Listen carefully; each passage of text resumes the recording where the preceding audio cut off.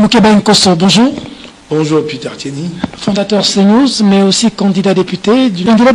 Pour ou contre la machine à voter? C'est vraiment clair, je suis contre la machine à voter. Contre la machine à voter. Mais comment voulez-vous que je sois favorable à la machine à voter quand Nanga lui-même ne sait pas ce que c'est la machine à voter? Il vous dit un matin qu'il s'agit d'une imprimante. Il est dit, le défend, bec et ongle, sur la place publique à Kinshasa. À la suite de la publication des conclusions de l'expertise des Britanniques ici, Nanga reconnaît que c'est un ordinateur.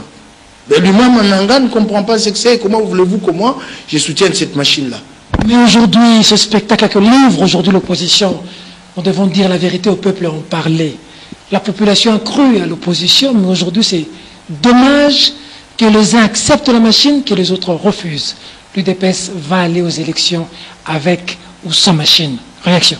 J'ai beaucoup de respect pour l'UDPS, ce que l'UDPS représente dans l'opinion congolaise, tout autant que pour son grand leader, Etienne Tshisekedi, paix à son âme. Mais aujourd'hui, je vais être dur à l'UDPS et dire ce que je pense, les dire tout haut à l'endroit. Oui, les dire tout haut à l'endroit de l'UDPS. Que deux erreurs. Ces partis souffrent d'une maladie chronique, manque de vision stratégique. Et je vais te donner des exemples. Nous sommes en 96, fin 96, début 97. Mobutu finissant. Plutôt qu'Etienne Tshisekedi se déplace pour aller négocier avec Laurent Désiré Kabila, qui a les vents en poupe, et qui a la tête d'une rébellion qui connaît une avancée fulgurante. Non, il fait les déplacements de Nice pour voir Mobutu. Et tu sais, les images existent. Je ne comprends pas pourquoi les Congolais ne sont pas si attentifs à l'histoire récente de la République démocratique du Congo. Allez-y à la RTNC, vous allez voir ces images. Récente histoire. Tshisekedi arrive à Nice, il salue Mobutu, il dit, à deux, nous pouvons faire des grandes choses. Mon Dieu, avec un dictateur. Les images existent. À deux, nous pouvons faire de grandes choses. Et Mobutu est reçu en triomphe ici, à la suite du déplacement d'Etienne Tshisekedi. Mobutu qui était honni dans la ville, il arrive, et encore une fois, il roule l'opinion. Il dit, je connais vos attentes. Et puis, il reconduit Kengoadondo. Mais ce n'est pas fini. Nous sommes en 2015. Un moment important, un tournant. Kabila avait passé sa loi électorale. En fait, une loi derrière laquelle se profile clairement les schémas d'un maintien au pouvoir à vie. Clairement, l'opposition dans son ensemble dit non à cette loi. Et l'UDPS appelle les Congolais à vaquer à leurs occupations et ne pas répondre à l'appel contre cette loi. Dis-moi si nous pouvons parler de trahison. C'est pas ça la trahison? Une loi qui favorise Kabila, qui permet à Kabila de se maintenir au pouvoir. Et l'UDPS dit, non, allez-y, vaquez à vos occupations, ne vous en occupez pas, ne vous en mêlez pas. Dis-moi, et si au jour d'aujourd'hui, ce doit être passé, on en serait où?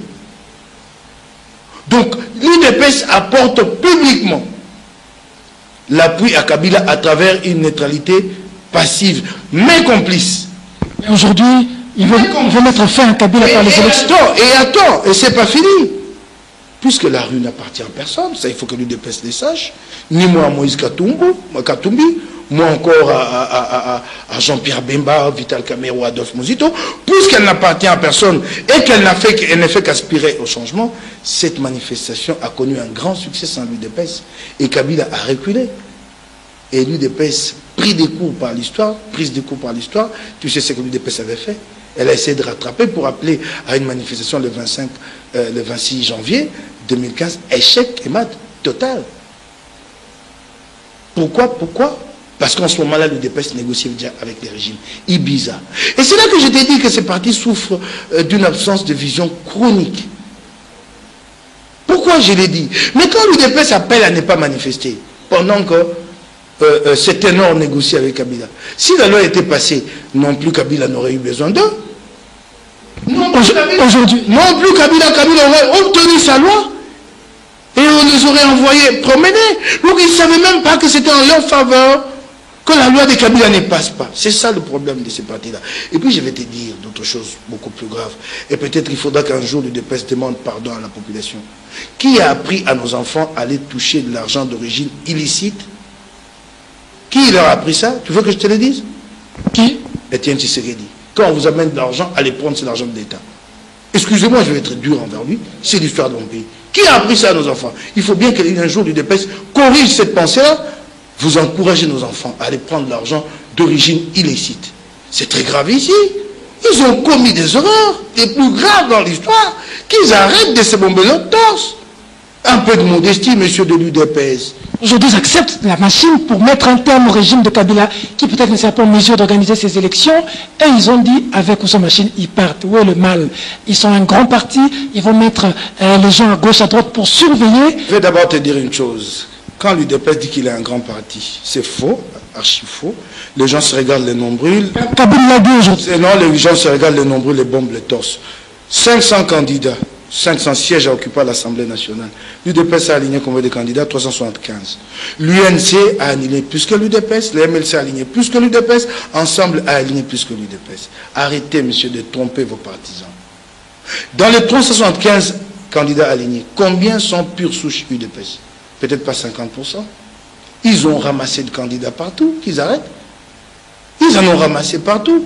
Je prends l'exemple, Henriette Ouamou, en 2006, elle était candidate FONUS, 2011, candidate à l'ex-Candé, son parti qui s'appelle, je pense, CAC, quelque chose comme ça, et maintenant UDPS, il y en a plein comme ça. Et c'est ça être grand. Ah non, monsieur, arrêtez, c'est faux. Au départ de la course, vous-même, vous réduisez vos chances à moins d'un quart. Au départ de la course, et vous dites à vos partisans que vous êtes grand, vous mentez. Arrêtez de mentir. Allez faire votre marche sans l'UDPS. Oui, ok. Allez faire votre marche sans l'UDPS. On verra ce que ça va donner. Je suis en train d'avancer. Je suis en train. À moins d'écart. Donc vous n'êtes pas si grand que ça. Arrêtez. Et puis, moi je t'ai dit une chose. Quand déjà vous n'avez pas, vous ne pouvez pas aligner 500 candidats, faire le plein, soit de sièges, ce que j'ai entendu dire un cadre de l'UDPS aujourd'hui, je ne vais pas les citer. Nous avons le moyen, nous, de réunir 80% des témoins à travers le pays. Ils rigolent ou quoi? Ils en ont le moyen. Quand ils ne peuvent pas aligner 500 candidats, ils mentent en qui? En fait, il se ment en lui-même. Il a dit, il a bien donné la stratégie. Bemba s'occupe de l'Équateur. Fayou, Mozito, Matoul. Il a regroupé les trois pour le Bandundu. Et l'UDPS va apporter le reste parce qu'ils sont votés dans tout le pays. Il répartit des rôles à ses points. Il dit Bemba, il les confine à l'Équateur, tel les confine. Il met 3 personnes au Bandundu. Il dit qu'eux vont apporter 80% des témoins, mais en fait, ils vont faire tout le travail. Ça ne sert plus à rien d'attendre la contribution des autres. 80% vont le faire. Mais nous sommes ici avec toi, tu verras qu'ils n'auront même pas atteint 10%. Puisque je t'ai dit déjà que pour les candidatures, ils sont à moins d'un quart. Qu'est-ce que vous reprochez à l'UDPS pour sa position de la machine? Il fallait se mettre là-dessus comme ça. Moi y aller. En ce qui concerne la manifestation, si l'UDPS n'y vient pas, elle n'y vient pas. L'UDPS est grande, ouais, moi je reconnais. Sa place dans la classe politique, dans l'échiquier politique congolais, c'est le premier parti d'opposition. Ça c'est clair, avec toutes ces faiblesses que j'énumère ici, et des faiblesses pour lesquelles ils ne font jamais d'évaluation. Pour rectifier les tirs, parce qu'ils sont grands. Ils sont comme tous les Congolais qui ne savent pas que pour aller de l'avant, il faut être modeste. Ils pensent qu'ils sont grands alors qu'ils ne le sont pas en réalité. Mais si l'UDPS n'est pas là, il n'y a pas de problème. Tout petit que je suis, avec d'autres minables que nous sommes, nous descendrons dans la rue. Il s'agit d'une cause, de la cause nationale. Nous nous battrons.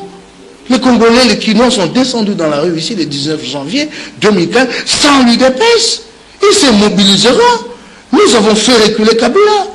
L'année dernière, 2017, 3 manifestations de l'UDPS, 3 cinglants échecs, échec et mat. Ici, tu étais là avec moi, avec une puteuse communication par la suite sur ces ratés-là. Et nous avons été sauvés par un partenaire dans le camp du changement qui s'appelle le CLC. Il faut ménager ces partenaires-là. Nous étions essoufflés fin décembre. Reconnaissons-le, soyons réalistes. Nous étions essoufflés avec l'UDPS en tête. 3 manifestations. Nous n'avons pas pu mobiliser Kinshasa. Quelle manifestation de l'UDPS? 3 manifestations, 3 appels de l'UDPS à manifester l'année dernière. Échec à la clé. 3 appels à manifester. J'ai plus les dates en tête. Avec, comme je l'ai dit, une piteuse communication pour justifier les échecs par la suite. Et les CLC a été une planche de salut pour nous, reconnaissons-le. Ils ne font pas la politique, mais c'est un combat citoyen. Moi, je ne dis pas bravo à un parti politique, c'est une organisation de la société civile. Je reconnais ce qu'elle a fait pour le Congo. C'est les CNC qui nous a soufflé pour créer un nouvel rapport de force qui nous permet au jour d'aujourd'hui de nous battre face à Kabila. Et tout ça, vous voulez balayer.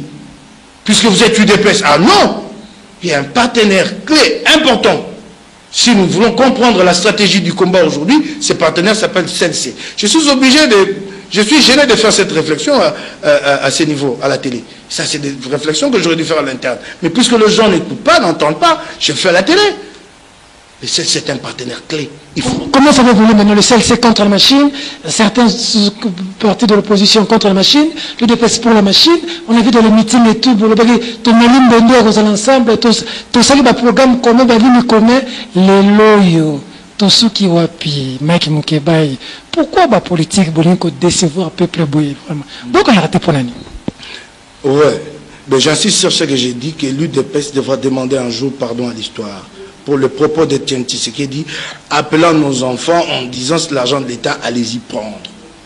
Ils doivent demander pardon à l'histoire sur ça. C'est grave, ça, ces propos-là. Pour le Kaboul, vous trouvez comment controversé? Non. Celui-là, je crois qu'il y a un problème là.